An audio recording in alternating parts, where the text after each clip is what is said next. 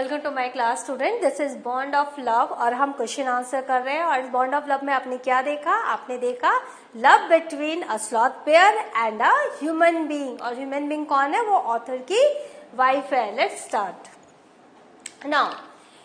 Thinking about the text, given in the box are some headings, find the relevant paragraph in the text to match the headings.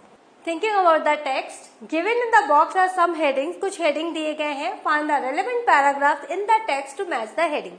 तो वो heading से आपको जो paragraphs है उसको match करना है।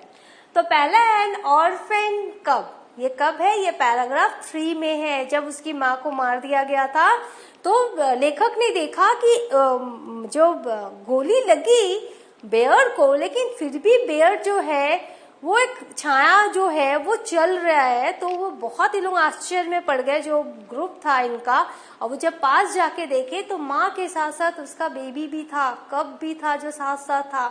माँ को तो गोली लग गई और वो जो कब बच गया उसे क्या किया, ऑथर अपने घर ले आए और उन्होंने अपनी वाइफ को दिया। तो ये जो स्टोरी है, ये जो इंसिडेंट है वो पैराग्राफ 3 में है। ब्रूनोज फूड चार्ट, ये बहुत मजेदार है। ये पैराग्राफ 6 में है। An accidental case of poisoning, मैंने आपको समरी में भी बताया, पैराग्राफ 8 में है। ये प्लेफुल बाबा पैराग्राफ 12 में है। वो कैसे खेलना पसंद करता था, वो नेबरहुड के बच्चों के साथ खेलता था और घर में खेलता था ऑथर की वाइफ के साथ। पेन ऑफ सेपरेशन पैराग्राफ 14 में, जब ब्रूनो बड़ा हो गया, उसको घर में रखना थोड़ा मुश्किल हो गया तो कैसे उसे जू भेजा गया।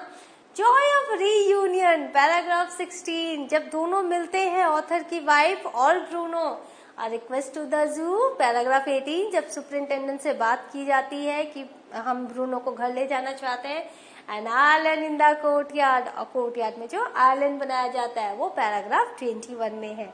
तो जब आप पूरे पैराग्राफ्स को पढ़ोगे, और याद रखना जितने भी हेडिंग्स है इनके ऊपर क्वेश्चंस आ सकते हैं।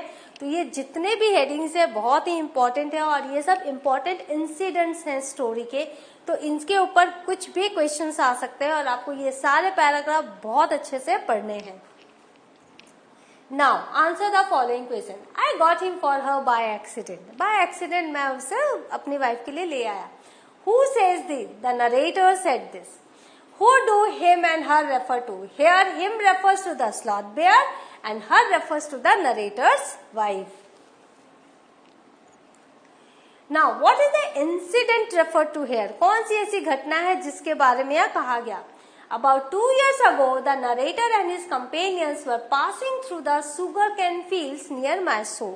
तो 2 साल पहले नरेटर अपने दोस्तों के साथ, कंपेनियंस के साथ वो मैसूर के गन्ने के खेत के पास से गुजर रहे थे। Suddenly they saw a black sloth bear, तो उन्हें अचानक एक काला स्लॉथ बेयर दिखा। One of the narrator's companion shot it on the spot, और एक कंपेनियन ने क्या किया, गोली चला दी। As they saw the fallen animal they were surprised to see that a black fur on its back move. तो उन्होंने देखा कि गोली लगने से वो एनिमल तो गिर रहा है, लेकिन एक ब्लैक फर जो है उसके बैक में वो मूव कर रहा है।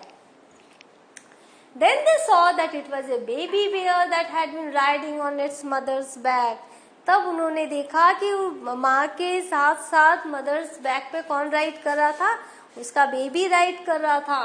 The narrator ran up to it and attempted to capture it. तो ऑथर दौड़ के गए और उन्होंने उस बेबी बेयर को उठाया। He finally succeeded in grabbing it and gifted it to his wife. और उसे उन्होंने पकड़ा और अपनी वाइफ को उन्होंने एज ए गिफ्ट किया। This incident is referred to in the above statement. तो यही इंसिडेंट रेफर किया गया है इस इंसिडेंट में। He stood on his head in delight. Who does he refer to? He कौन है? He refers to the bear Bruno. Why was he delighted? Bruno was delighted to see the narrator's wife after 3 months of separation. मैंने आपको बताया था ना, 3 महीने तक दोनों ने खाना पीना छोड़ दिया, रोते रहते थे, अनहैप्पी थे। जब दोनों मिले तो both were very very dilated. और ऑथर को लगा था ब्रूनो तो भूल गया होगा ना उनकी वाइफ को, लेकिन ब्रूनो नहीं भूला और वो बहुत खुश हो गया उसे देखकर। We all missed him greatly, but in a sense we were relieved. तो ठीक है, उसको हम लोग बहुत greatly मिस कर रहे थे, लेकिन हम लोग relieved भी थे। Who does we all stand for? We all stands for the narrator, his wife and his son. तो all मतलब नरेटर, उनकी वाइफ और उनका बेटा, ये जो थे वो मिस तो कर रहे थे ब्रूनो को, लेकिन एक तरह से रिलीव्ड थे कि वो जो है जू में है. Who did they miss? They missed Bruno, that is Baba. Why did they nevertheless feel relieved? लेकिन वो क्यों ज्यादा relief feel नहीं कर पाए? They felt relieved because Baba was getting too big to be kept at home. That is why they had sent him off to a zoo. तो वो किसी तरह से रिलीफ जो फील कर रहे थे, क्या कारण था उनका? तो वो इसलिए क्योंकि बाबा इतना बड़ा हो गया था कि उसको घर में रखना मुश्किल था, तो उन्होंने उसे जू भेज दिया. और जू में इनकी बड़ी अच्छी देखभाल होती है, तो वो थोड़ा सा उनको उम्मीद थी, आश्वासन था कि नहीं, बाबा जो है अच्छी जगह है. Question 1. On 2 occasions, Bruno ate, drank something that should not be eaten, drunk. What happened to him on these occasions? तो 2 घटनाएं जो लेखक ने बताया, 2 एक्सीडेंट्स, उस समय उसने क्या खा लिया था, क्या पी लिया था जो उसको नहीं खाना पीना चाहिए था, क्या हुआ उस समय उसके साथ. Once Bruno ate the rat poison which was kept to get rid of rats from the library. एक बार क्या हुआ, ब्रूनो ने वो चूहे मारने का वो जो दवाई होती, चूहे मारने की दवाई होती जो बहुत ही पॉइजनस होती है, उसे खा लिया और उसे लाइब्रेरी में रखा था ऑथर ने, ताकि लाइब्रेरी में जो चूहे हैं वो मर जाएं. Bruno became paralyzed to the extent that he couldn't stand on his feet. तो इससे क्या हुआ, ब्रूनो पैरालाइज तक हो, उसको लकवा तक मारने की नौबत आ गई थी और वो अपने पांव पे खड़ा नहीं हो पा रहा था. He was taken to a veterinary doctor for treatment. और उसको ट्रीटमेंट के लिए वेटरनरी डॉक्टर के पास ले गया गया. फाइनली द एंटीडोट वर्क, और उसके बाद उसको 10 cc पहले एंटीडोट दिया गया, उसके बाद फिर से उसको एंटीडोट दिया गया, तब जाकर उसके शरीर में हलचल हुई. And Bruno could spring to life once again, और ब्रूनो फिर से अपने पांव पर खड़ा हो सका. Next time Bruno drank the discarded engine oil which was kept in the garage. दूसरे दिन बार क्या हुआ, उसने वो गैराज में रखा हुआ था इंजन ऑयल, उसने उसे पी लिया.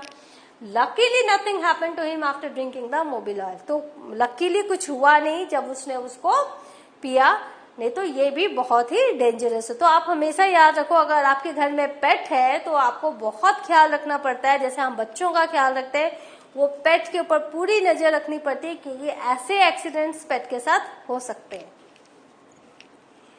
Question 2. Was Bruno loving and playful pet? क्या ब्रूनो बहुत लविंग एंड प्लेफुल पेट था? Why then did he have to be sent away? तो फिर क्यों उसको भेजा गया? Bruno had become too big to be kept in the household. घर में रहने के लिए वो बहुत बड़ा हो गया था. He had to be chained for children's safety. जो नेबरहुड के बच्चे थे उनकी सेफ्टी के लिए इसे चेन में रखा जाता था, बांध के रखा जाता था. Being a wild animal, it needed lots of space, which was not available in the author's household.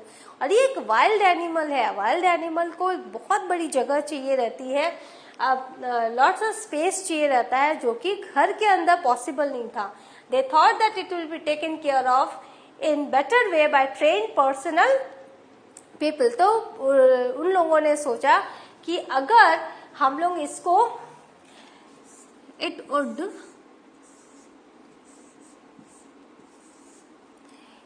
this is WOULD it would be better taken care of in a better way, कि इसकी और अच्छे से देखभाल हो सकती है अगर ट्रेंड इसके पास लोग रहे, train personal at a zoo. So they decided to send it away to the zoo. तो उन्होंने क्या किया, उसे जू में भेज दिया. किसने भेज दिया? ऑथर, उनकी वाइफ और उनके बेटे ने. How was the problem of what to do with Bruno finally solve? तो अब प्रॉब्लम कैसे सॉल्व हुआ कि ब्रूनो के साथ अब क्या किया जाए, कैसे उसको रखा जाए. As Bruno was not feeling happy after getting separated from its foster family and was getting weak as a result, the author's wife, जो ब्रूनो जो था वो हैप्पी नहीं फील कर रहा था after getting separated from its foster family. जिस family ने उसको बड़ा किया उस फैमिली से दूर होकर वो बहुत ही दुखी था.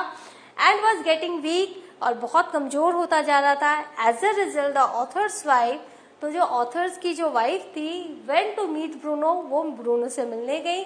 After seeing Bruno's pitiful conditions, they decided to bring it back to their home. और जब उन्होंने देखा कि ब्रूनो सही में बहुत दुखी है, वो भी खाना पीना छोड़ चुका है, इतना दुबला हो गया है, तो उन्होंने कहा कि इसे घर ही लेकर आ जाते हैं। They built a special cordoned area for Bruno with all the facilities, befitting a playful bear. तो उन्होंने क्या किया, अपने कोर्ट यार्ड में उन्होंने एक आइलैंड बनाया और स्पेशल उसके लिए बनाया गया एरिया और सारी फैसिलिटीज दी गई। आपने देखा वुडन बॉक्स रखा गया था, उसके अंदर स्ट्रॉज रखे गए थे ताकि वो उसमें गर्माहट भी रहे। Befitting a playful bear, तो एक बेयर को बहुत ही प्लेफुल रखने के लिए जिस जिस चीजें की जरूरत थी वो सब वहां पर था। And finally Bruno was back to his home, और इस तरह से ब्रूनो को फिर से घर लाया गया। Love is mutual, illustrate with reference to the bond of love. आप जबरदस्ती किसी से प्यार नहीं कर सकते। लव क्या है, म्यूचुअल है, आपसी सहमति से ही प्यार होता है। तो ये कैसे बॉन्ड ऑफ लव में आप इलस्ट्रेट हुआ है। The bond of love is a story of emotional bonding between a woman and a bear. तो ये जो स्टोरी है वो एक लेडी और एक बेयर की इमोशनल बॉन्डिंग को दिखाती है। The author's wife had pet bear called Bruno, जो ऑथर की वाइफ है उसका एक पेट बेयर है जिसको हम ब्रूनो कहते हैं। शी लव्ड हिम डीपली, और उसको बहुत प्यार करती है। She put a coloured ribbon around his neck, उसने उसके नेक के चारों तरफ नेक के अराउंड द नेक उन्होंने कलर रिबन लगा रखा था। She cooked a variety of dishes for him, और जैसे ह्यूमन बीइंग के बच्चे को दिया जाता है, माँ जो है बहुत तरह तरह के खाने बनाती है, वो बेयर को सब तरह का खाना देती है। आप जब स्टोरी पढ़ोगे तो आपको पता चलेगा क्या क्या ब्रूनो को परोसा जाता था और वो बड़े मजे से खाता था। He also performed many playful tricks which gave pleasure to her, और ब्रूनो भी बहुत मजेदार ट्रिक्स सीख गया था और वो बहुत खुश होता था, और ऑथर की वाइफ भी बहुत खुश होती थी जब उसको खेलता हुआ देखती थी। They enjoyed each other's company, दोनों एक दूसरे की कंपनी को बहुत एंजॉय करते थे। When the bear grew big, लेकिन जब वो बेयर बड़ा हुआ, he was dangerous for the children in the house, तो आसपास के बच्चों के लिए, नेबरहुड के बच्चों के लिए भी थोड़ा सा वो खतरा बनता जा रहा था। The author decided to send him to the zoo, तो जो ऑथर है उन्होंने कहा कि नहीं, इसे चिड़ियाघर भेज देते हैं। His departure was very painful for the author's wife, लेकिन उसका जाना बहुत ही पेनफुल था ऑथर्स की वाइफ के लिए। आप पढ़ोगे जो सेपरेशन वाली जो हेडिंग है, जो पैराग्राफ है, आप उसमें देखोगे कि वो बहुत ही दुखी हुई थी। Finally she visited Baba in the zoo, और फिर वो जू गई 3 महीने बाद। They both felt relieved on meeting, और जब दोनों ने एक दूसरे से मिले तो बहुत ही रिलीव्ड हुए। They spend many hours together, और बहुत उन्होंने समय एक साथ बिताया। So we can say love is mutual, तो हम कह सकते हैं जो लव है वो म्यूचुअल है।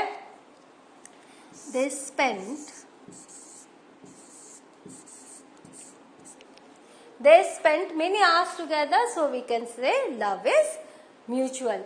एक एनिमल और एक ह्यूमन बीइंग के बीच में भी इतना प्यार हो सकता है। नाउ अरेंजिंग ऑफ इंसिडेंट्स, थोड़ा सा ग्रामर में देख लो। ये है take down the following scrambled version of a story, एक स्टोरी का वर्जन है जो स्क्रैम्बल्ड है, ऊपर नीचे है। That your teacher will dictate to you with appropriate punctuation marks. Then read the scrambled story carefully and try to rewrite it, arranging the incidents. फिर teacher आपको पंक्चुएशन मार्क्स के साथ बताएगी, फिर आपको उसको रीअरेंज करना है। तो मैंने स्टोरी का आंसर ही लिखा है यहाँ। It was a cold winter's day and an ant was bringing out some grains of corn from her home. She had gathered the corn in summer. She wanted to dry them. A grasshopper who was very hungry saw her and said, "When did you get the corn?" "I am dying of hunger. I collected it in summer," said the ant. "What were you doing in summer? Why did you not store some?" तो ये आपने पढ़ा है the ant and the grasshopper, ये आपकी story है class जो पहले की अर्लियर प्रीवियस क्लास में आपने इसे पढ़ा है। बहुत जाड़े का दिन था और जो चींटी थी उसने क्या किया था, कुछ ग्रेन्स ऑफ कॉर्न वो अपने घर में उसने रखा था और उसने समर में उसने कलेक्ट किए थे विंटर में यूज करने के लिए। तो एक ग्रास हॉपर था, वो बहुत ही आलसी था, उसने कुछ भी नहीं किया था समर में और वो सिर्फ संगीत ही बजा रहा था। तो बहुत भूखा था, उसके पास कुछ नहीं था खाने को। तो वो इसके पास आया, उसने पूछा तुमने कब ये कॉर्न कलेक्ट किया, क्योंकि अभी तो कहीं जाड़ा है, सब जगह बर्फ है। तब फिर उसने कहा कि मुझे बहुत भूख लग रही है, मैं भूख से मरा जा रहा हूँ। तो चींटी ने कहा कि मैंने तो इसे गर्मी के मौसम में इसको कलेक्ट किया था। फिर उसने पूछा तुम क्या कर रहे थे समर में, why didn't you store some grain, तुमने क्यों नहीं कुछ कॉर्न कलेक्ट किया। The grasshopper replied, grasshopper ने बोला आई वॉज टू बिजी, बोले मैं तो बहुत व्यस्त था। बोले व्हाट वर यू डूइंग, तुम क्या कर रहे थे। Asked the ant again, I was singing all day, तो मैं तो सारा दिन गाना ही गा रहा था। Answer the grasshopper, grasshopper ने बोला if you sang all summer, said the ant, बोले कि अगर तुम पूरे गर्मी में गाना गा रहे थे, you can dance all winter, तो पूरे जाड़े में तुम डांस करो। तो इस तरह से इन्होंने इस तरह से अरेंज करना है। तो ये ग्रामर का पोर्शन है। नाउ आपने क्वेश्चन आंसर देख लिया। In the next session I will with a new chapter. Please go through all the question answers and I will meet you in the next session. Thank you.